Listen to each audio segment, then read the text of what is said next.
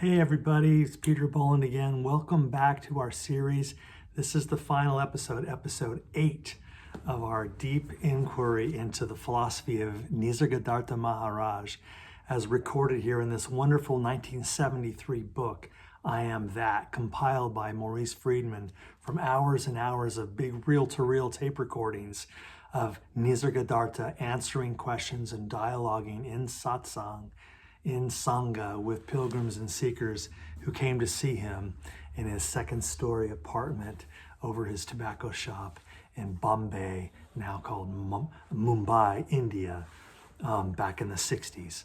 And that monumental work has really come down to us as one of the great documents of Advaita Vedanta, the philosophy, the darshana of Hinduism, or the Sanatana Dharma, called non-duality, the idea that all reality is one. And we've been, for 7 videos now, in this final 8th video, we've been just sort of luxuriating in the really creative and down-to-earth and very natural way that this teacher has brought these ideas to life for regular householders, ordinary people, like many of us who have bills to pay and employees and small businesses and kids and taxes and mortgages and rent and all kinds of stresses of everyday householder life.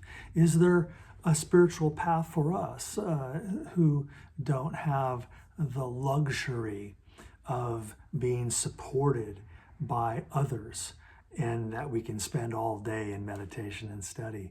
And I think the answer is a resounding yes. And one of the reasons I think Nisargadatta Maharaj has struck such a chord around the world is his sort of uncanny ability as a householder himself to kind of put these wonderful teachings in a really kitchen table, down-to-earth, grounded way and make it make sense for us. And I personally, as a philosophy teacher, I really connect with that mission statement. That's been my whole career, is trying to bring all of the world's wisdom traditions to life for regular working class people like me who are interested in these things but maybe don't have the undivided time and attention to devote our entire lives to it. And yet I'm convinced that there's still something in these wisdom traditions that is necessary for all of us to live a higher quality life. It's what my own book is about, The 7-Stone Path, an everyday journey to wisdom. A lot of you know about that.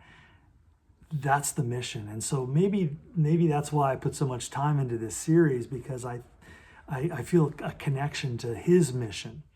And I'm not saying I'm like him in any other way, but there is an affinity in our projects. And I know a lot of you are here, especially if you've made it through all 7 videos that are now watching video 8.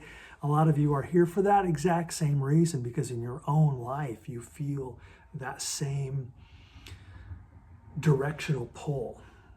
And here we are. So let's add just a few more bits and pieces in and bring this series to a close. I'm not a very good YouTuber. I never say things like, please subscribe and make sure to turn on the notification bell. I'm supposed to say all those things and I never remember to do that. Instead, I'm not going to say that. I'm just going to say thank you.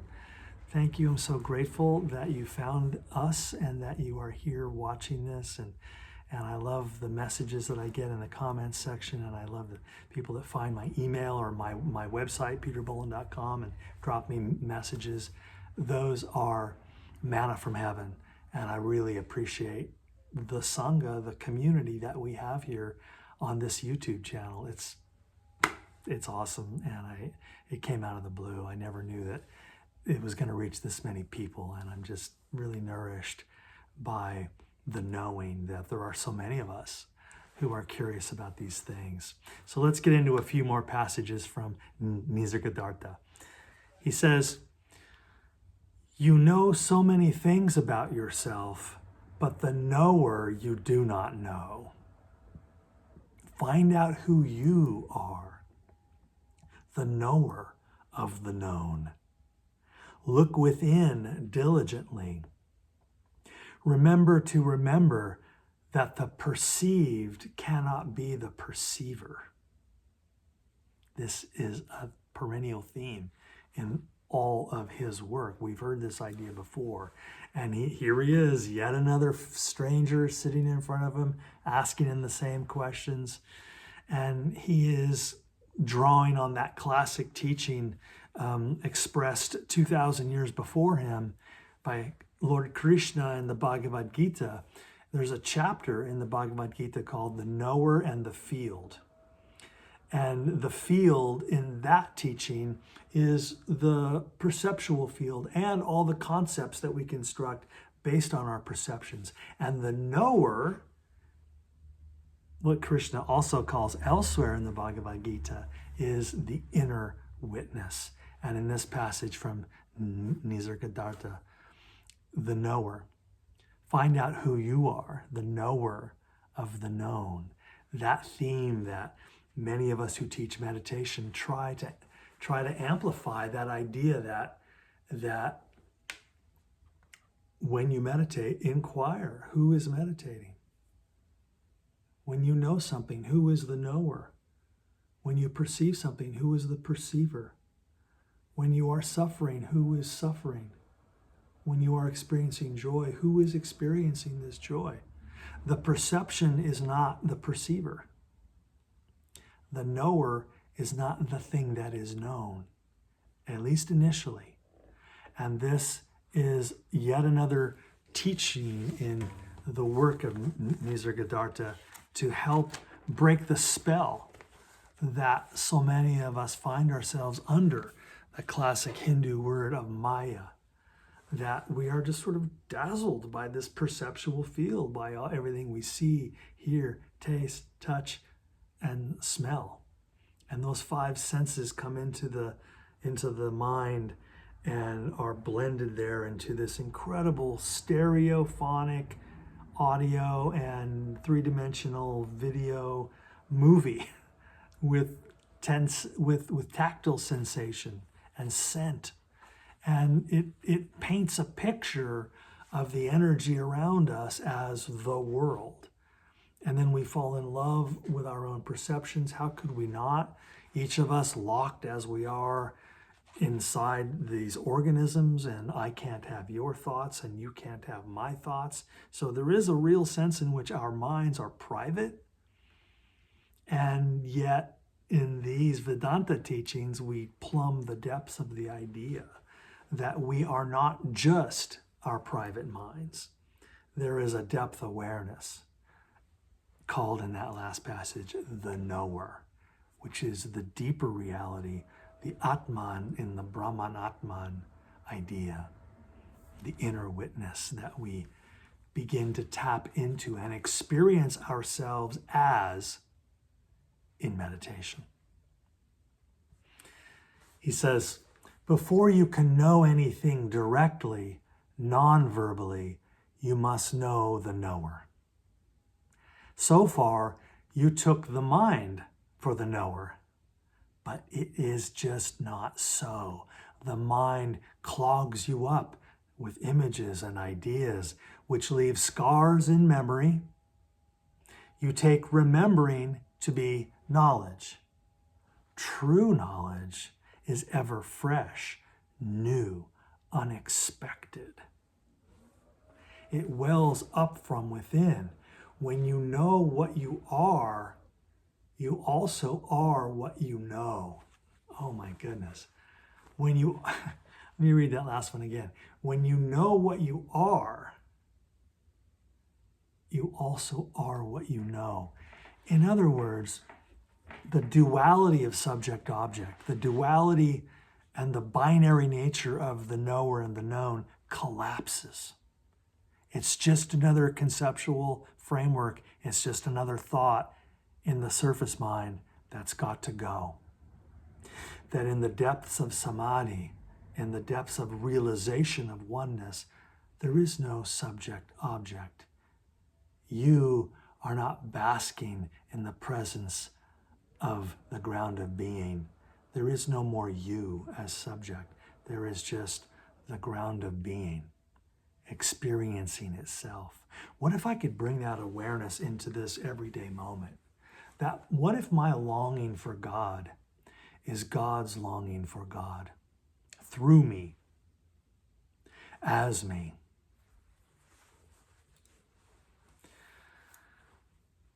The mind clogs you up with images and ideas which leave scars in memory. That's a really beautiful, simple, again, grounded, down-to-earth way of delivering a rather sophisticated epistemological theory in how knowledge is constructed. That the mind presents us with all these images and ideas, but they don't pass without leaving a mark. They leave a scar. And they kind of leave little pockmarks in the strip of temporality. And we look back at our past and we see all the little marks and we say, well, that's our knowledge. That's my identity. That's who I am. That's who we are. That's what this is. Here's all my theories and political positions and opinions about which ice cream is the best and what's the greatest rock and roll band of all time. And let's argue about it. It's disappointingly shallow when one begins to experience the depths of the knower, of the inner witness that you are beneath all of these layers. He says, realize once and for all that neither your body or your mind, nor even your consciousness is yourself, and stand alone in your true nature beyond consciousness and unconsciousness. This is why it's so difficult to talk about ultimate reality, because when one begins to get a taste of true non-duality, true oneness, all words fail us, because words rely on duality. They rely on knowledge. Knowledge relies on duality. This is not that. Hot is not cold. Up is not down. A couch is not a chair. A chair is not a couch. But in the realization of oneness, we just sort of start letting go of all of those distinctions. Distinctions we definitely need around here. But we're talking about that deeper level. He goes on to say, no effort can take you there, only the clarity of understanding. Trace your misunderstandings and abandon them. That is all. Trace your misunderstandings and abandon them. That is all. There is nothing to seek and find, for there is nothing lost. Relax and watch the I am. Reality is just behind it. Keep quiet, keep silent. It will emerge. Or rather, it will take you in. Look at him. Even the master teacher is like, well, maybe it's this, maybe it's that. Struggling to kind of frame it in words that the surface mind can begin to grasp, so that we begin to see a way into our own deepest realization. But that idea of effortlessness, of no path, no effort can take you there. It again reminds me of Zen Buddhism in a very powerful way, that Dogen, the great Japanese meditation teachers and Zen master, frames meditation that way. That meditation for Dogen is not a means to an end. It's not a method for achieving anything. Meditation is realization itself. So you drop the idea of effort and you drop the idea of attainment. As the Zen saying goes, don't try to seek enlightenment.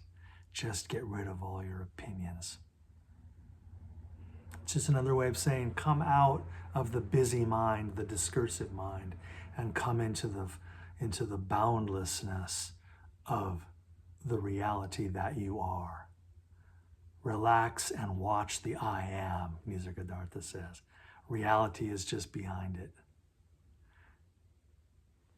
Keep quiet, keep silent, it will emerge, or rather it will take you in.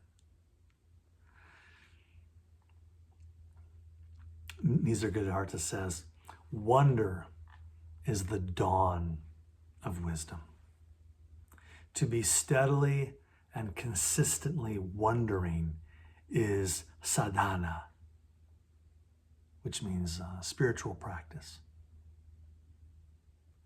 So, what if it's just that simple? What if it's just that natural? What if the impulse toward wisdom is enough? And perhaps we ought not to formalize it in more intricate and complex ways beyond that, beyond letting it simply be a curiosity. Let your wondering be your spiritual practice. Stay curious.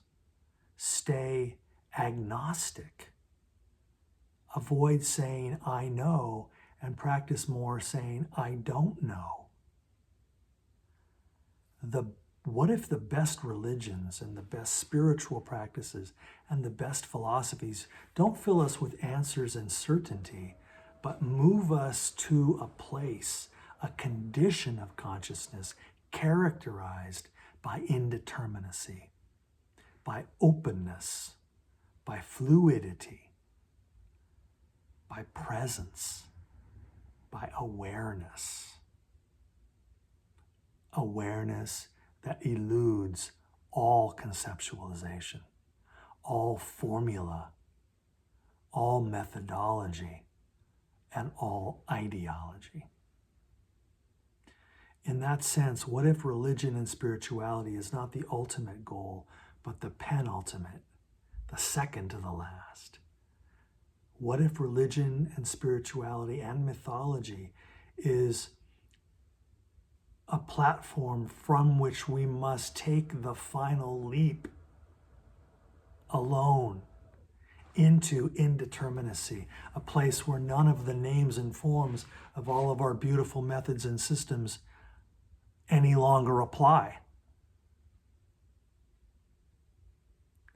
I remember seeing a book once of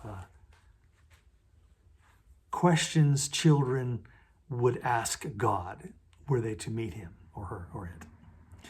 And I never forgot this one. This little girl said, they asked her, if you could ask God one question, what would it be? And this little girl said, God, what religion are you?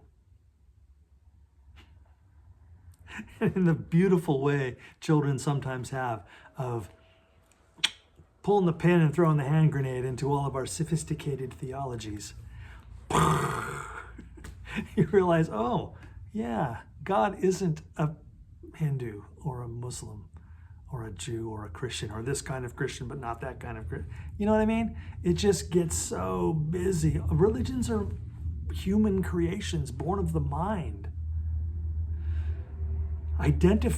Overly identifying with any of them seems to be more debilitating than liberating. That's the message we continually get, not only from Nisargadatta Maharaj, but from the mystics of all the traditions. So thank you again for your precious time spent here in study with me. I appreciate you all so much. Maybe go out and get yourself a copy of this book. It probably won't look exactly like this with an orange cover. This is my old book from grad school when I was a philosophy student back in the late 80s, early 90s, late 80s, yeah. I don't know, a long time ago. They look a little different now, but it's the same text. I think it was revised a few years ago. But get yourself a copy. This is one of those books that I, like the Tao Te Ching, like the Dhammapada, like the Bhagavad Gita, like Walt Whitman's Leaves of Grass, that I just have on a loop I just keep reading them my whole life. When I get to the end, I just go back to page 1 and I start again.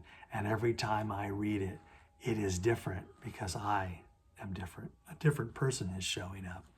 So thanks for subscribing to my little channel, and enjoy the rest of the playlists and videos. And I wish you all of the stillness and clarity your heart desires in your process of moving deeper and deeper into the realization that you are that. Namaste.